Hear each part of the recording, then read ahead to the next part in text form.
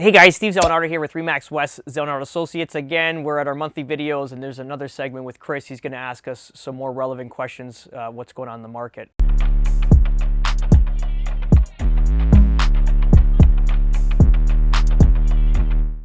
Let's say someone's living with their parents. They're all cushy, their parents are happy, but Yeah. they're looking to get into their first property, and they have been for the past couple of years now. Sure. What would you recommend them doing at this point? They waited a couple years? Yeah, they've already waited They should wait a couple more years. No, it's true. Because the market's at a descent, right? It wouldn't make any sense for them to buy it now. Wait a little bit till it bottoms out, and then or near bottom, and then buy at that point. Yeah, for sure. Currently, right now, it's good. If your cash is king, cash has reverted back to king. Before it was debt was the king because your debt was worth more than the actual cash itself. So now it's reversed its roles. So now your cash is becoming king again. So no, if they've been chilling, tell them to chill and save as much money as possible. Put everything away. Don't buy like some ridiculously expensive car. Like be frugal. If you can be frugal now in the next 2 years, save as much money as you can. Like you're gonna be laughing because what you're gonna buy.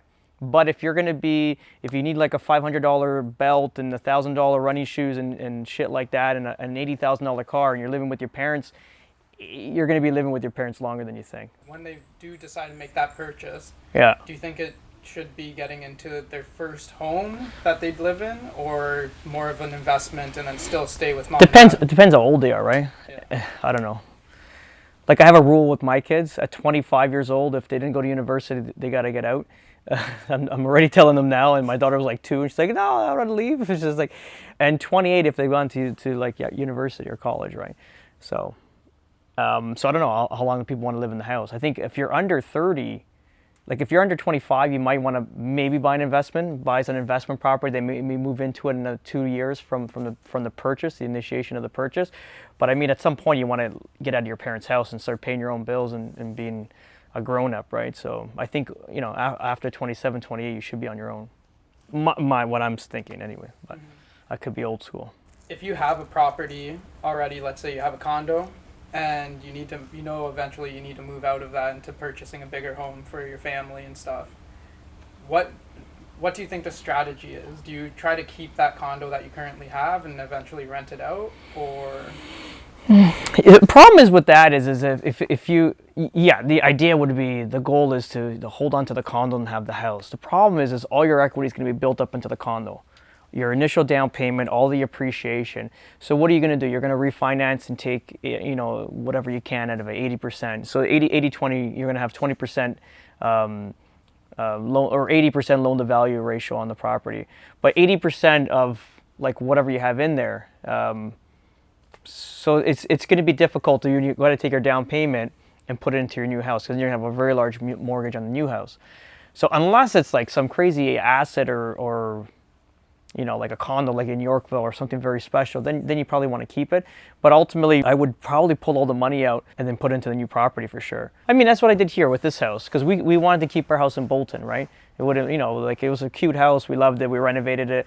But at the end, like to get into this house here, what are we going to do? So I could have held both of them.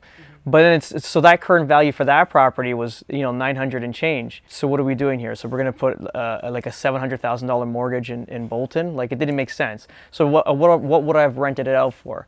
I would have rented it out for I don't know, $2,500 a month. I would have been cash negative.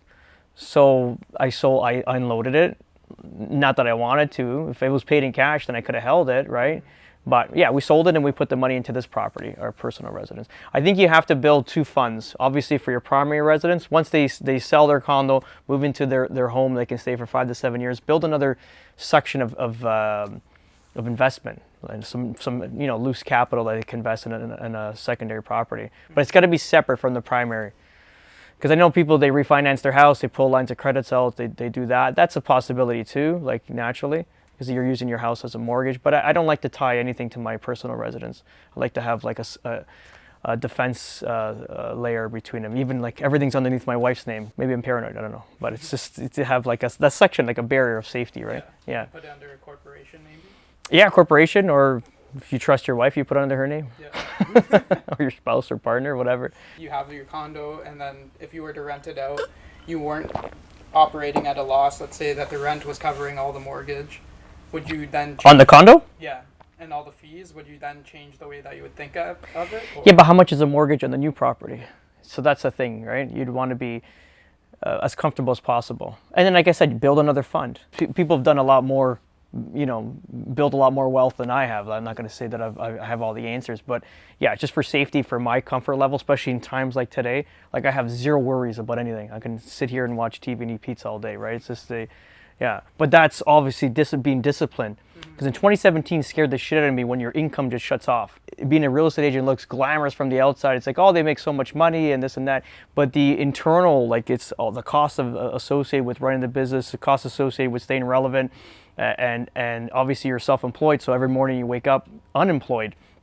You're looking for work, right? So that's why it's always being disciplined and make sure you're in a financial, the best financial position. And in times like this, right? This is where you're going to shine. Because you can spend money. When you can spend money in a downturn market, you're going to be a beast coming out of it. You're going to be able to make some really good cash decisions on investments or great investment properties to buy. You can re-submerge a huge chunk of money into your operating business currently right now to make it more relevant, make it more top of mind.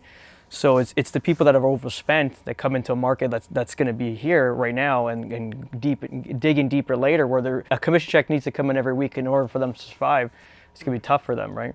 Yeah, they're gonna be, lines of credits, the whole shit to kind of keep it flowing, but it's gonna be hurt. They're gonna be hurt. Discipline, Chris. Sacrifice. Frugal. You gotta go old school. You gotta be like the immigrants, like my parents that came over here, right? You gotta have a little bit of that in you. Yeah, but have fun doing it. Hey, if you like these videos, please like, share, and subscribe, and we'll get you on the next one. Ciao.